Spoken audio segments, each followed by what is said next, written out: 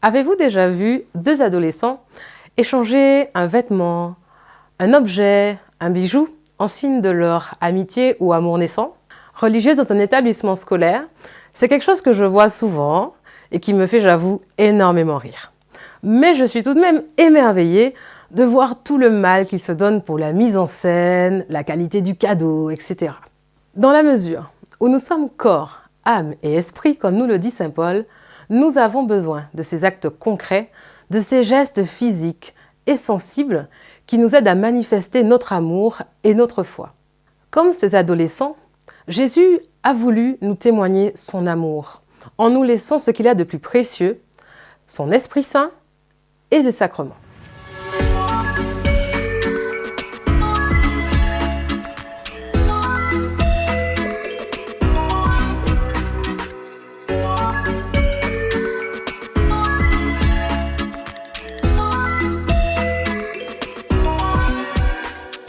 D'ailleurs, d'où vient ce mot sacrement? Je ne l'ai jamais trouvé dans ma Bible. Alors, c'est pas la peine de chercher, tu ne vas pas le trouver.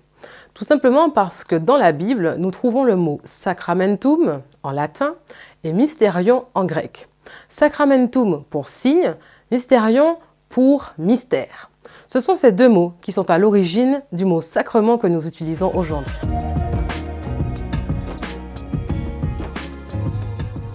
Il y a plusieurs sacrements? Oui, il y en a 7, et ils ont été définitivement fixés par le Concile de Lyon en 1274. Nous avons donc le baptême, la porte d'entrée de tous les autres sacrements, l'Eucharistie, qui est la source et le sommet de notre foi chrétienne, ainsi que le sacrement de la confirmation qui fait de nous des adultes dans la foi et des témoins de Jésus-Christ dans le monde. Nous avons également le sacrement de la réconciliation, que l'on appelle souvent la confession. Il nous permet de nous réconcilier avec Dieu. Vient ensuite le sacrement des malades, sacrement de guérison qui donne force et vigueur au corps et à l'âme dans l'épreuve. Nous avons le sacrement du mariage qui unit l'homme et la femme devant Dieu et les hommes. Et enfin, nous avons le sacrement de l'ordre qui configure le prêtre et le diacre au Christ serviteur. Ah ouais, on reçoit tout ça dans une vie? Alors non, pas forcément. Il faut distinguer deux sortes de sacrements. Les sacrements réitérables, que l'on peut recevoir plusieurs fois dans une vie, et les sacrements dits à caractère que l'on reçoit une seule fois dans la vie. Pour les sacrements réitérables, qui nous renforcent dans notre vie spirituelle au quotidien, nous avons l'Eucharistie, la réconciliation et le sacrement des malades.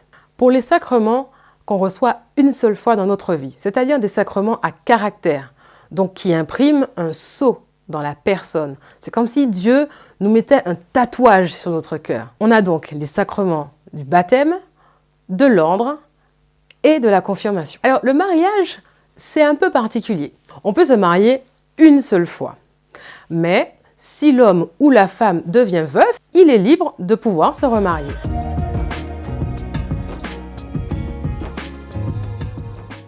Et tu pourrais expliquer ce que c'est un sacrement? Alors moi, oui, je pourrais, mais le catéchisme de l'Église catholique le fait mieux que moi. Attention, ça va piquer dans le cerveau. Les sacrements sont des signes efficaces de la grâce, institués par le Christ et confiés à l'Église, par lesquels la vie divine nous est dispensée. Les rites visibles, sous lesquels les sacrements sont célébrés, signifient et réalisent les grâces propres de chaque sacrement. Ils portent du fruit en ceux qui les reçoivent, avec les dispositions requises. Oh, c'est trop compliqué là. Ben oui, je t'avais prévenu que ça allait piquer un peu. Mais t'inquiète pas, c'est simple, on va détailler. Si nous devions résumer, les sacrements institués par Jésus-Christ sont donc des signes visibles, efficaces, d'une grâce invisible, c'est-à-dire du don de sa présence en nous. Détaillons. Par exemple, pour le baptême, il existe une formule bien définie par l'Église qui ne vient pas de nous, mais de Jésus lui-même dans saint Matthieu, chapitre 28, verset 19, qui est celle-ci. « Je te baptise au nom du Père et du Fils et du Saint-Esprit. » Et c'est là que toute l'Assemblée répond « Amen », c'est-à-dire « Nous croyons, nous sommes d'accord, nous validons ». Cette parole s'accompagne du geste qui consiste à verser par 3 fois l'eau sur la tête d'Élise ou à la plonger tout entière par 3 fois dans l'eau. C'est ce qu'on appelle le baptême par immersion.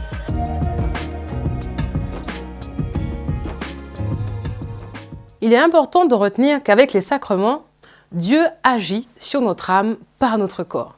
C'est beau, non?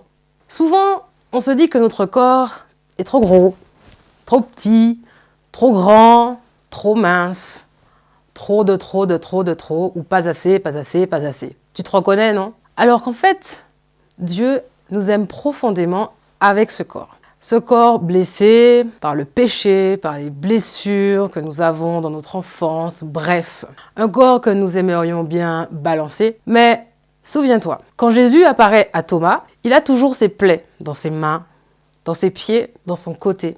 Pourtant, il ne souffre plus. C'est ce corps, c'est ce qu'on appelle le corps glorieux. C'est ce corps que Jésus nous promet d'avoir lorsque nous ressusciterons dans les fins dernières.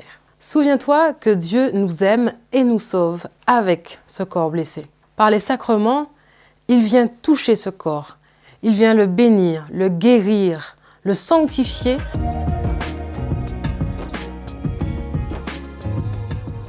On dit que les sacrements sont efficaces parce que c'est Jésus qui agit en eux. Par contre, les fruits qu'ils vont porter dépendent de la terre dans laquelle ils auront été semés. Exemple, si tu n'es pas prêt, si tu n'as pas envie de recevoir ce sacrement, qu'on t'a forcé à le recevoir, bien sûr, tu l'auras reçu, il sera efficace. Par contre, il ne portera peut-être pas tous les fruits qu'il devrait porter. Quel est le rapport entre les sacrements et l'Église ? Alors c'est une très bonne question. Les sacrements se reçoivent en église et donc en communauté.